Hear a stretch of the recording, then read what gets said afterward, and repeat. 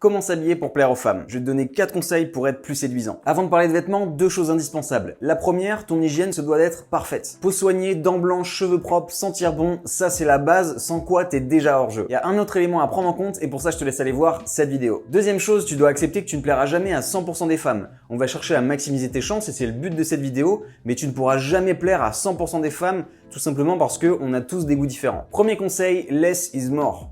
Plus tes tenues sont minimalistes, plus elles seront efficaces. Attention, ça fonctionne uniquement si tu sais choisir les bonnes pièces et les assembler de la bonne manière. Pour ça, tu dois maîtriser les dynamiques de style parfaitement, c'est-à-dire volume, couleur, matière et manière de porter. Si tu veux tout savoir à ce sujet-là, c'est le premier lien dans la description. Donc retiens bien, pas besoin d'en faire des caisses pour être beau, stylé et séduisant. Il m'arrive fréquemment de recevoir des hommes en coaching qui veulent des styles très excentriques. Sauf qu'une fois que je leur fais essayer des tenues qui sont simples mais optimales, ils changent totalement d'avis. Pourquoi? Parce que jusqu'ici, ils ne savaient pas choisir les bonnes pièces, les assembler de la bonne manière, avec les bonnes coupes, les bonnes couleurs, etc. Ce qui fait qu'au final, ils étaient persuadés qu'il fallait avoir des tenues ultra flashy avec des pièces très osées, alors que pas du tout. De la même manière, tu n'as absolument pas besoin de porter de la marque, mettre des logos dans tous les sens pour avoir du style et devenir séduisant. Au contraire, plus c'est simple, plus ce sera efficace. Par contre, le design du vêtement se doit d'être intéressant et ta manière d'harmoniser les choses entre elles également. Si jamais t'en as marre de perdre de l'argent ou du temps, n'hésite pas à me contacter via Instagram ou par mail pour un coaching. Deuxième conseil, privilégier des pièces intemporelles.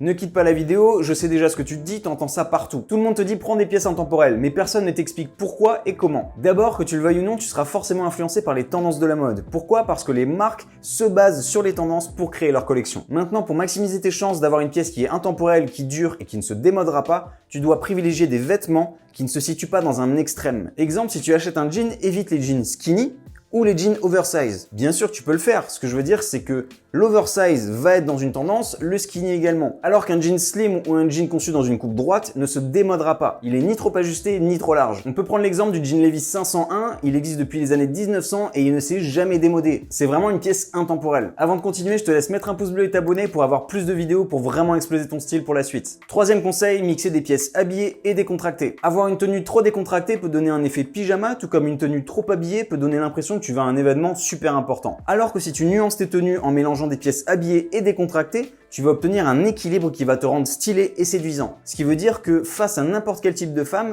tu ne seras ni dans une catégorie le mec sort de son lit, ni dans une catégorie ok le mec va à un meeting. Et pour ça, il y a un juste équilibre à trouver.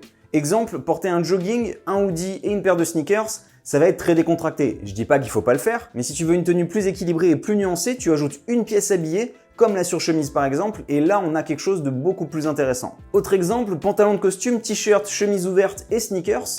On va avoir 2 pièces habillées qui sont le pantalon de costume et la chemise, mais le simple fait d'avoir la chemise qui est ouverte avec un t-shirt en dessous et des sneakers, on a un équilibre parfait.